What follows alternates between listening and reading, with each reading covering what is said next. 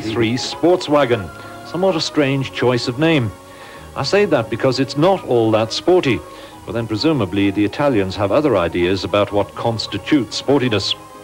It's considerably smaller than the Subaru and noticeably short on any of the features on the Japanese car. It's a Pininfarina design, and in its own particular way, it's also a very attractive little car, and it's very much Alfa Romeo right down to the ground.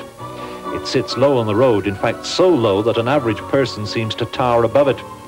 It's wide-bodied and almost sleek, and it's typical of the sort of styling that the Europeans seem to favor. And even here in South Africa, it still turns heads. This version from Italian car concessionaries in Randburg, the local importer of Alfa Romeo, is fitted with alloy wheels and a front spoiler and fog lamps, which are optional extras, adding another 6,200 odd rand to the showroom floor price. Despite the high opening tailgate, the sill here is rather high and awkward for loading.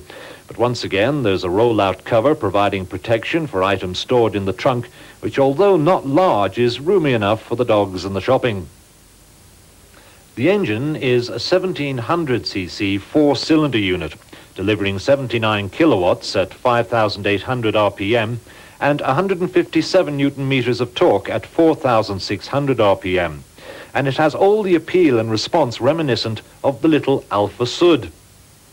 Well, so far so good on the outside, but the inside we found to be lacking. What is probably surprising about the Alfa Romeo is the interior, and particularly the office end up front here. It's, to put it mildly, quite basic. The instrumentation is clear enough and easy to read, with your speedometer and rev counter on the outsides, and then your warning devices, your petrol gauge and your water temperature in the center. But be warned, the markings on the speedometer relate to miles an hour on the outer markings and kilometers an hour on the inner markings. You can find yourself cruising along nicely at 80. It's actually 80 miles an hour rather than kilometers an hour. Other than that, as I say, it's very, very Spartan. There's not even an air conditioner in this particular model, which surprised me a little bit when we first got the car.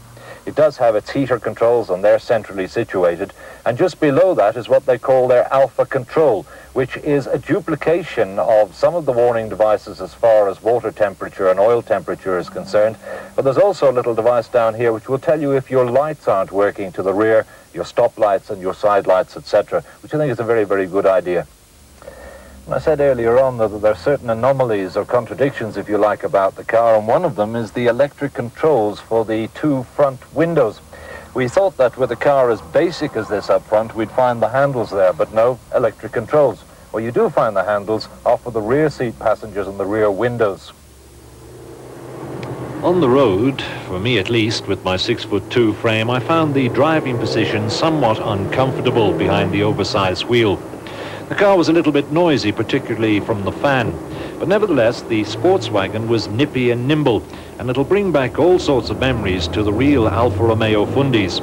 And even if the handling and performance doesn't, the raspy little note from the exhaust certainly will. We were also pleasantly surprised at the response of the 1700cc engine to the throttle, but then given the relatively light weight of the car, some 970 kilograms, perhaps it's not all that amazing. The Alfa Romeo Sportswagon certainly isn't going to be a huge seller. Despite the lack of reaction from the South African market to station wagons, this one, however, could be very, very popular with the ladies, as it offers space, ease of handling, and enough performance to make it an ideal mum's taxi. And with fuel consumption figures of only 9.5 litres in and around town, it's certainly economical. The price tag of 102,000 rand might be a bit heavy, but it's sure to find its own little niche in the market.